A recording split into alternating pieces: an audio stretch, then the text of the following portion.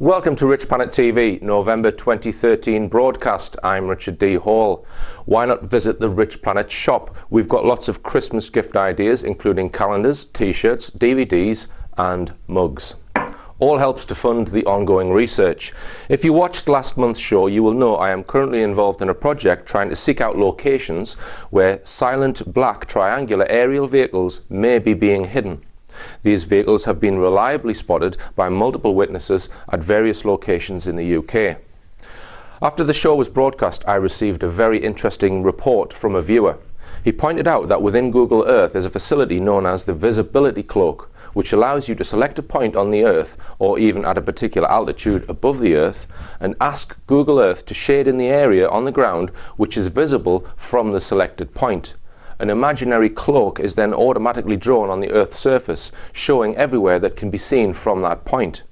If one chooses several points throughout a particular area, it is possible to find out which areas fall outside of the visibility cloaks, and thus are obscured from public view. Obviously, a secret base or portal is likely to be out of view, so this could be a useful tool in identifying possible base locations. The viewer performed comprehensive visibility cloak analysis on areas around Yorkshire. Having done this, they concluded that one particular place stood out as being far more likely than any other as a hiding place for stealth vehicles. I'm not going to reveal the location just yet, but I can tell you that I currently have surveillance cameras in position over this area, and I've actually had one stolen from this area.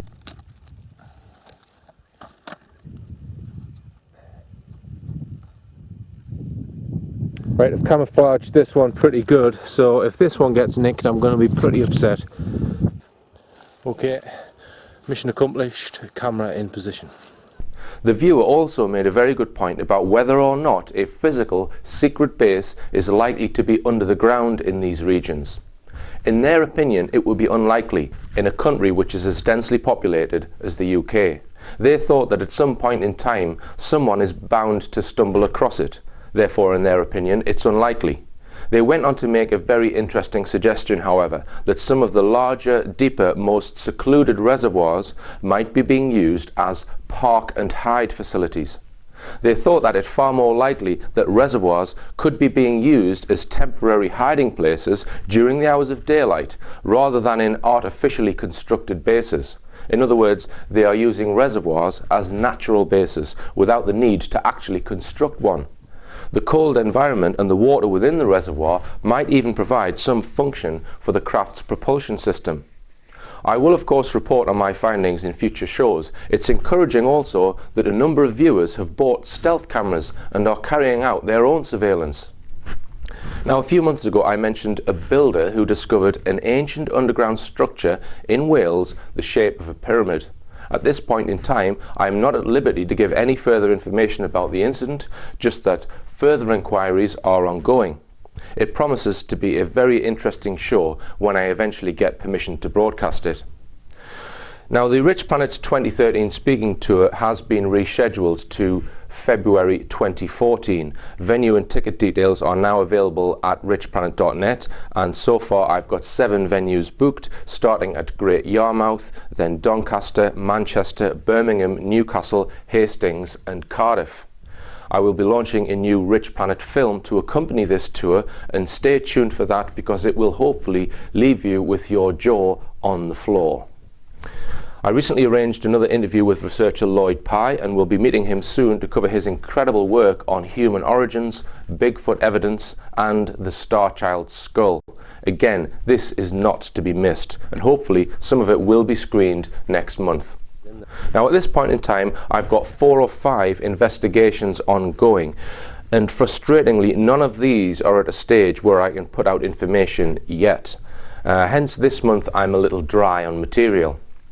For this reason, I thought it would be a good time to rebroadcast the 2011 film, The Berwyn UFO Cover Up, Exposed.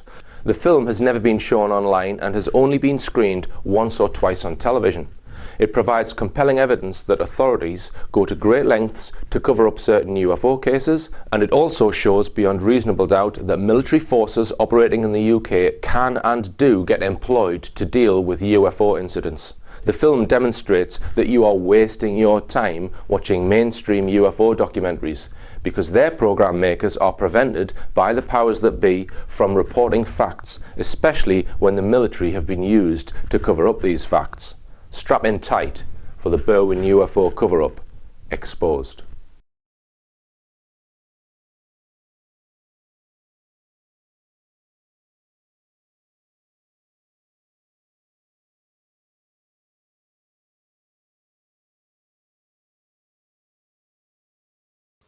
In August 2009, the famous ufologist Timothy Good put me in touch with researcher Margaret Fry.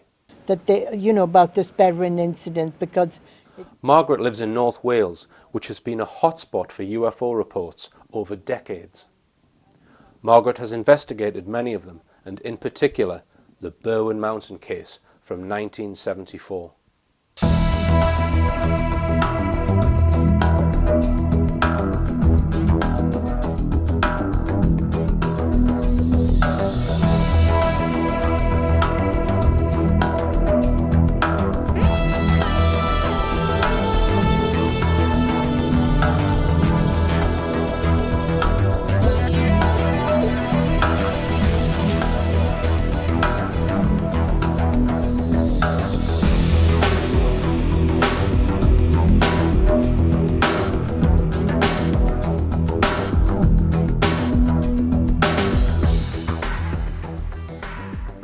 I contacted Margaret, not realising this introduction would mark the beginning of an incredible journey of discovery.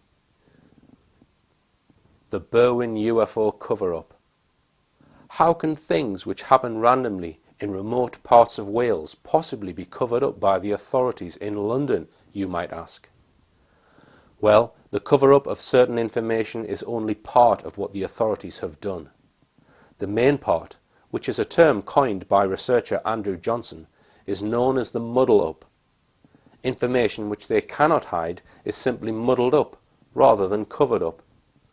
This is done with the help of shills who operate in our mainstream media, and are particularly prominent when it comes to some UFO cases. This will become clear later in the film. Before I describe what took place in 1974, it's important to understand the geography of this dramatic location. The events centre around a small village called Llandrillo. The village is located at the foot of the Berwyn mountain range. The mountain peak overshadowing Llandrillo is called Bronwen. Let's just take a fly around Bronwen to get a feel for the incredible landscape surrounding this little village.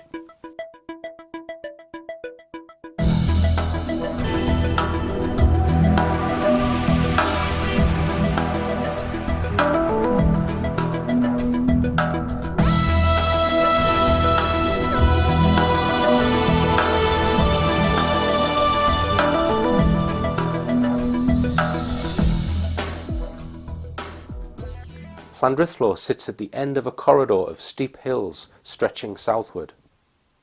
If we travel along this corridor, following the path of a tributary of the River Dee, 3 miles in a southerly direction, we approach the foot of another mountain peak, known as Berwyn, on the left. In this investigation, trying to uncover who saw what and when has been easily confused by the fact that many locations have poor visibility due to the terrain. In particular, Llandrillo itself has no visibility of where the events took place on the Berwyn mountain some 3 miles away. A group of 3 witnesses, Pat Evans and her 2 teenage daughters, provided compelling testimony describing a highly unusual object they witnessed when they pulled over on this road, the B4391.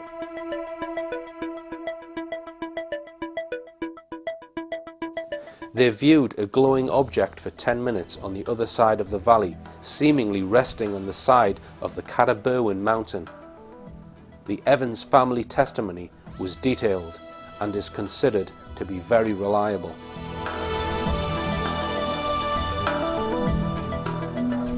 What is immediately clear from these 3D visuals is that people in Llandrillo and in the small holdings along the foot of the valley would have had no view of this object.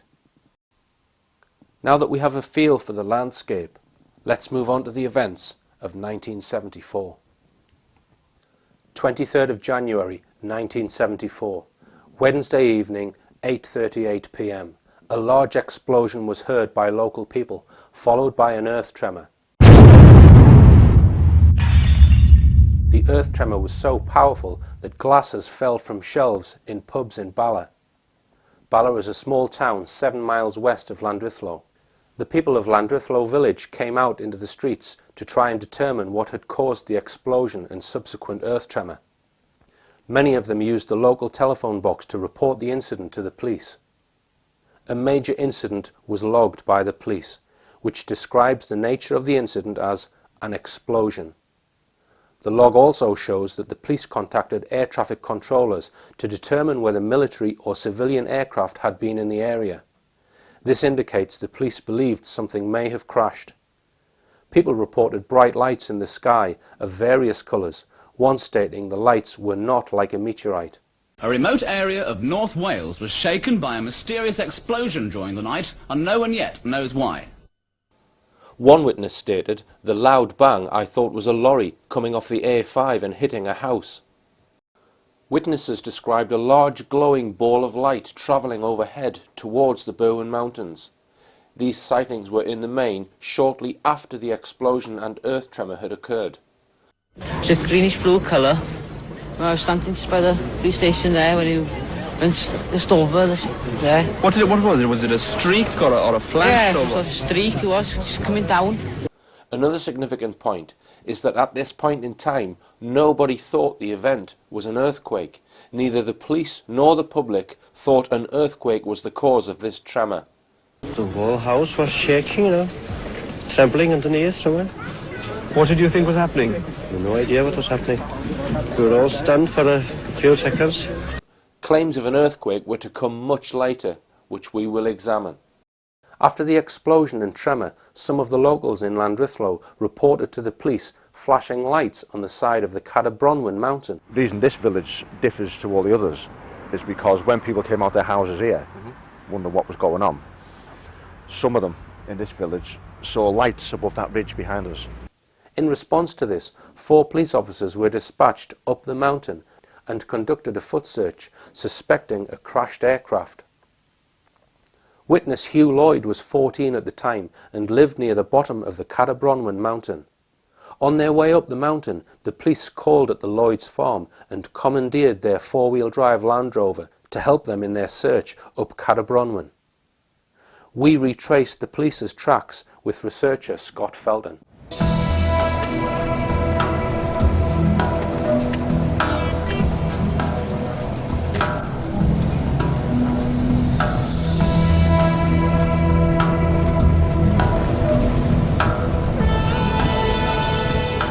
We're 2/3 of the way up and Scott's going to tell us what happened with the police when they got here.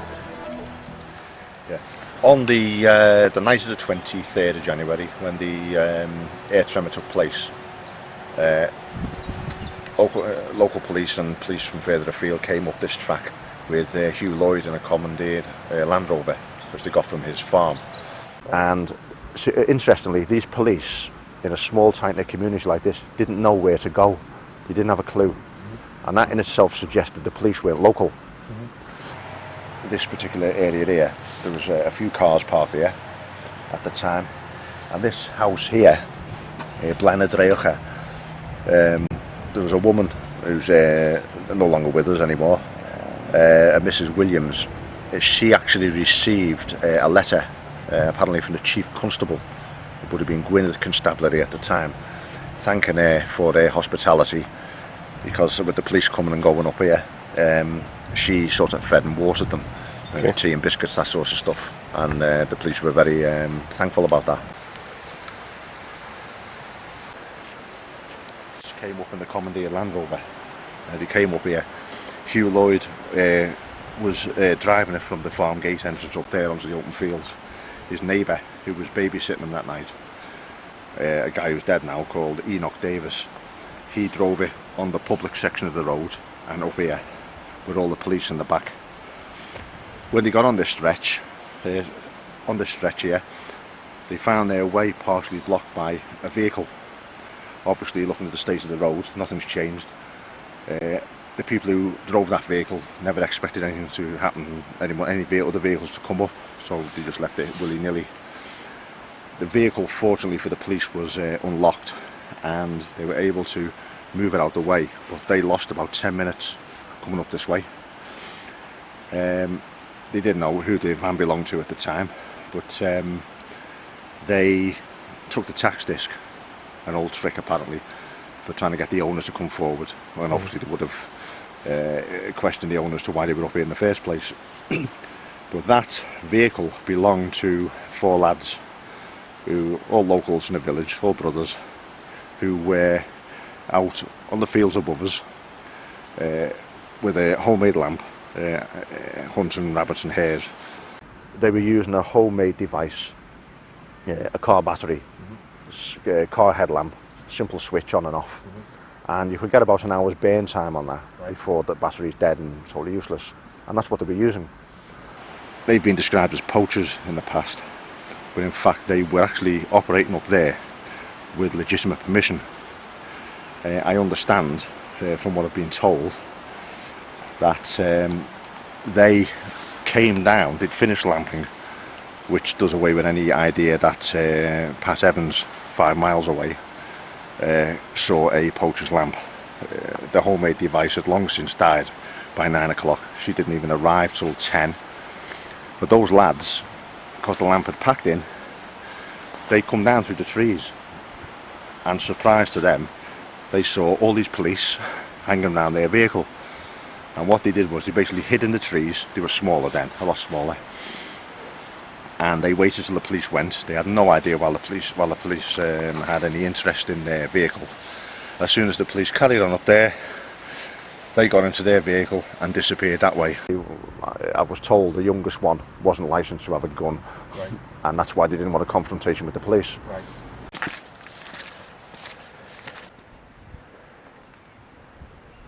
We're at the top of the lane now, this track, coming up from Llantriclo. This is where the police came up in the commandeered Land Rover.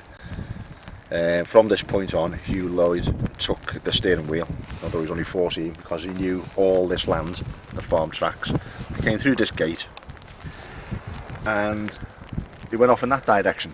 When these were doing this circular route, it's slightly higher ground there, so they could see over this rise here. The UFO was sat on the side of Cadair, Berwyn, about 4 miles. The B4391, which actually runs through that valley over there in front of the snow, that's 5 miles. That's where Pat Evans was, if looking this way sort of. It was pitch black that night. They didn't see anything. They thought they were looking for a possible plane crash because of the poachers' lights down there. However, on their return journey, the only thing of note was that for a few seconds, probably no more than 10 seconds, in the direction of where the UFO was, there was a bright light lit up, if you like, a big luminescence, which came up and then receded to nothing. The guy who was in charge of the police, Hugh Lloyd, just said he was in charge, and he had pips, which on his epaulets, which presumably gave him some sort of rank. He exclaimed, "That's it," but then the light subsided, and then he convinced himself it was nothing other than just a glitch, if you like. And in fact, in documents, Pat Evans claims she saw headlamps, and the timing is such that it's almost definitely the headlamps of the Land Rover returning to this point to leave the mountain, which she saw at 10 o'clock when she arrived 5 miles away. The line of sight always takes you across the top of the crests. If there was something large behind that hill now, even though we're here, we wouldn't be able to see it, simply because our line of sight takes us over the ridge, and that's exactly what happened with the police. So they came away, they went back down the track, they had nothing to report other than that light. On the return trip from having searched up on the tops and found nothing, that commandeered Land Rover came back down here. They met another carload of police going up. They told them there was nothing happening, and they all came down. For the night of the 23rd, that search was concluded. Hugh Lloyd, who still lives in the area, spoke to us on our way up the mountain. Well, the reason they came, they said there was a plane crash on the mountain. So. Oh, that's what they said, yeah? Okay. And then you drove them up there, I believe? I drove them up there with a next door neighbour. Right, right. And what did they do when they got up there? They just had a look round. Uh-huh. Oh, we did see a very bright light up there, a very bright light. Right. And this is about 40 minutes after the tremor. Right. Where we were seeing this light, it was coming from the ground and from behind the like hills that you were in the valley, like he was falling in the valley, whatever it was coming from the like. If there was an object there, it was out of your view. It was more of a light coming off it. That's it, yeah. And what colour would you describe the light as? Very bright white. Yeah. Right. Okay.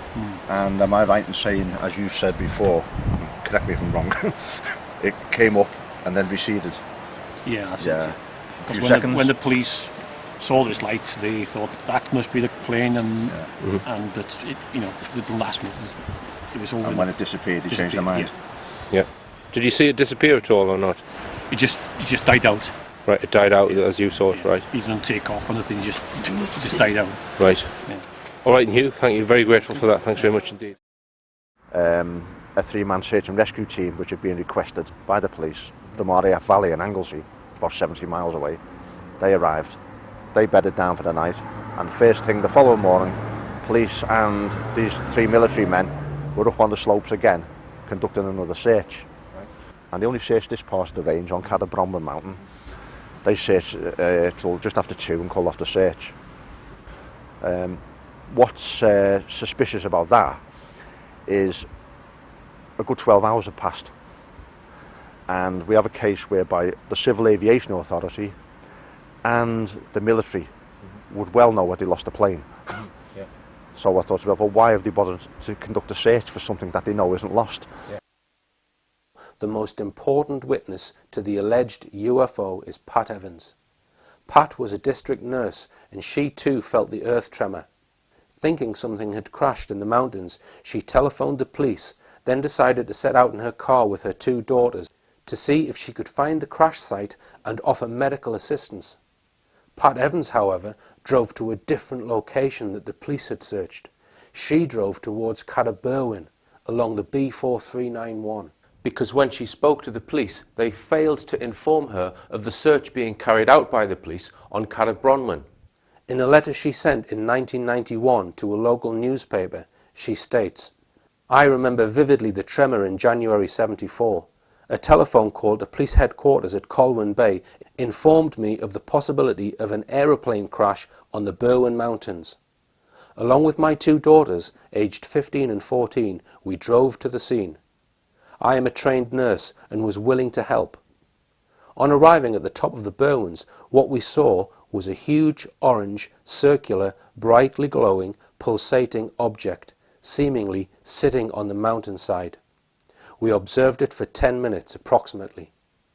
Search parties with torches could be seen approaching it. There being no disaster as such, and my daughter's nervousness, we left. The whole incident was played down by the press and TV, and to my mind there was a cover-up. The whole area was sealed off to the public, even local shepherds, for days, maybe longer.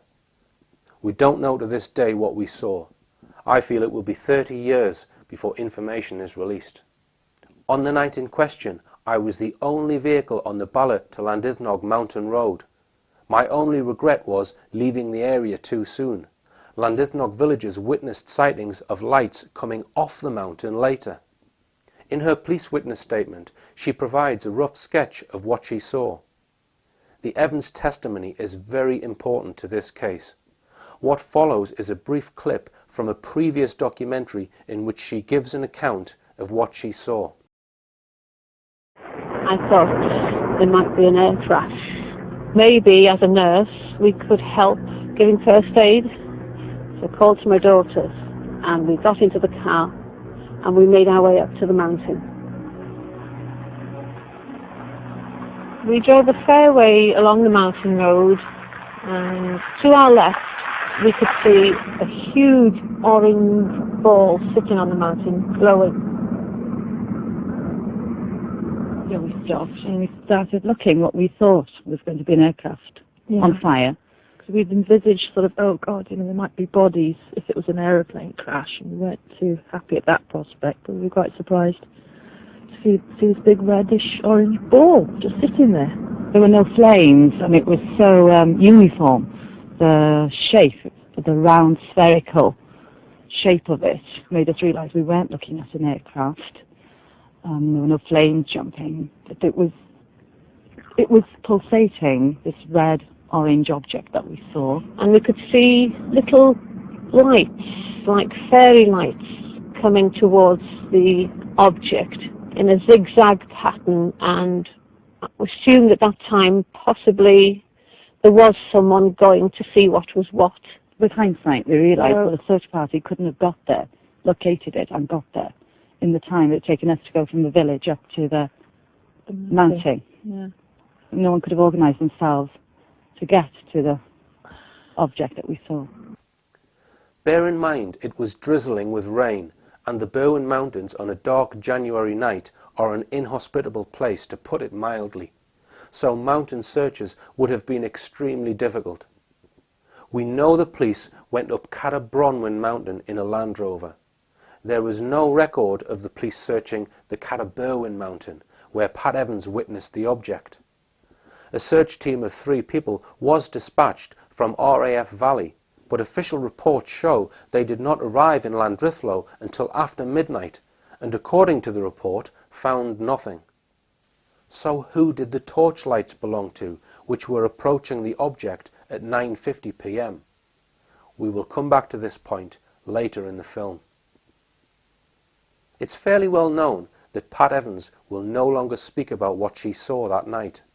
Rumours abound that she has been bought off to stop her talking more about the incident. Her testimony is not the only reliable description of this strange object. Although the people of Llandrillo could not see the object Pat Evans saw due to the steep mountains, there was another group of witnesses who did have visibility of the Berwyn Mountain on that evening. At a place called Garthgoch, about 3 miles from where Pat Evans witnessed the object, lived witness Mike Saville with his wife and young child. No previous documentary has featured the testimony from witnesses at this location. The small holding is situated at a higher vantage point than Llandrillo, with a clear view of the tops of the Berwyn mountain range. Although Mike Saville no longer lives at Garthgoch, he travelled up to Wales to be interviewed on location outside his old house, joined by researchers Scott Felton and Margaret Fry.